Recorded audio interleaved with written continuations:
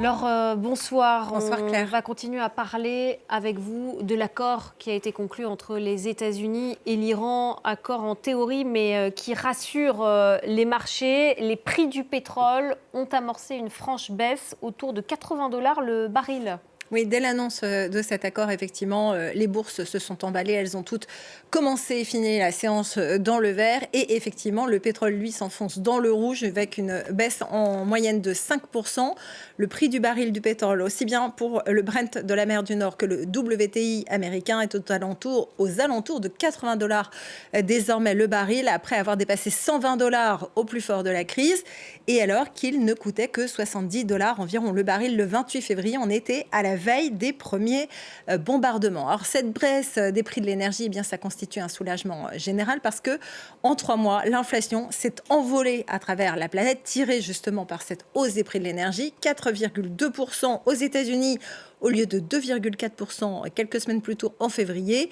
En Europe, c'est 3,2%, le plus haut niveau en 3 années, là aussi tiré par les prix de l'énergie qui frôlent une hausse de 11%. Et si le détroit d'Ormuz rouvre vraiment, alors les prix de l'or noir et du gaz vont recommencer à baisser et cette hausse des prix en général va ralentir à nouveau et ce sera un soulagement pour l'inflation et les craintes d'inflation. Un soulagement immédiat, mais sera-t-il de courte durée ? Alors ça, pour l'instant, c'est la question sur laquelle tout le monde s'interroge parce que au cœur de cet accord entre l'Iran et les États-Unis, il y a la question du péage que Téhéran veut imposer pour tous les navires qui franchissent le détroit d'Ormuz. Les États-Unis affirment que ça n'est pas dans l'accord. Téhéran jure le contraire. Difficile de savoir pour l'instant ce qu'il en est. Mais en tout cas, c'est une idée à laquelle l'Iran tient depuis plusieurs mois déjà. En mars, déjà, elle l'avait évoquée.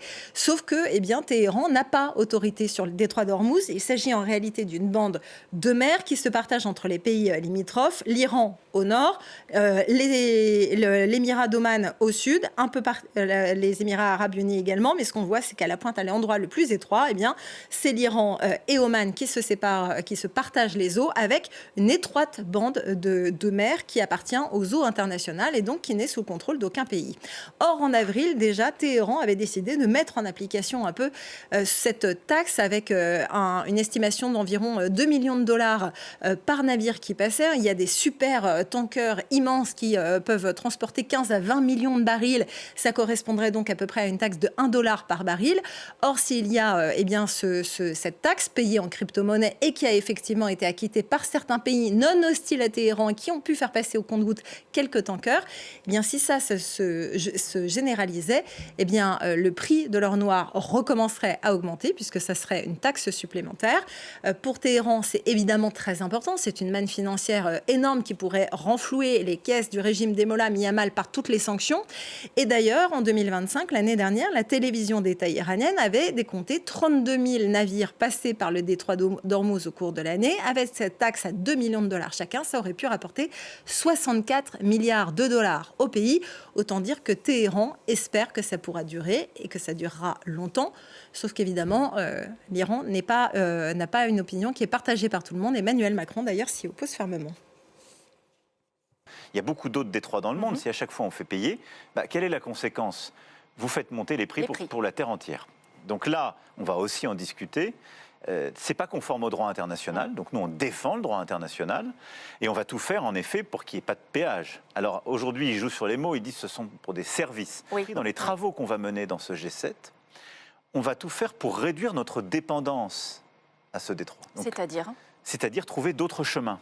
Quand vous avez du gaz qui est produit en Irak, aujourd'hui il sort par ce détroit, c'est faire en sorte qu'il y ait des gazoducs qui aillent à travers l'Irak, la Syrie, le Liban, et qui ressortent par un autre endroit. Alors malgré tout, Laure, il y a un peu d'espoir en attendant d'en savoir plus sur cet accord. Certains secteurs se réjouissent de cette détente. Oui, alors déjà parmi les premiers secteurs à se réjouir, il y a le secteur aéronautique, les compagnies aériennes évidemment, et puis l'automobile dont les actions se sont très fortement appréciées à l'ouverture de la bourse et à l'annonce de cet accord. Mais il y a aussi de nombreux pays qui y trouvent leur intérêt. Par exemple, tous les pays du Golfe qui ont eu beaucoup de mal à exporter leurs hydrocarbures ces derniers mois. C'est le cas par exemple de l'Irak, dont parlait notamment Emmanuel Macron à l'instant. L'Irak qui dépend très fortement du détroit d'Ormuz pour exporter son pétrole, sauf que ce pétrole, eh bien, ça représente 90% de ses ressources, des ressources du pays. Donc, le pays était à l'arrêt. Pour l'ensemble des producteurs du Golfe, d'ailleurs, pour les hydrocarbures, les pertes cumulées depuis le début de la guerre, ça représente 1 milliard de barils. C'était ça, le décompte de la fin mai pour l'Agence internationale de l'énergie. C'est vous dire le manque à gagner pour ces États. Mais il y a aussi les États importateurs des hydrocarbures, donc aussi bien le gaz que le pétrole du Moyen-Orient. Et ce sont beaucoup les pays asiatiques qui se sont retrouvés en difficulté. L'Asie, ça représente 8 des 20 millions de barils qui transitent chaque jour par le détroit d'Ormuz et qui étaient donc bloqués. Les prévisions de croissance de cette région du monde ont été revues fortement à la baisse, un recul de 0,8 points de croissance par rapport à ce qui était prévu. Idem pour le gaz naturel liquéfié, près des 2/3 des importations de GNL du Bangladesh, de l'Inde, du Pakistan, ça dépend des livraisons qui transitent par le détroit d'Ormuz.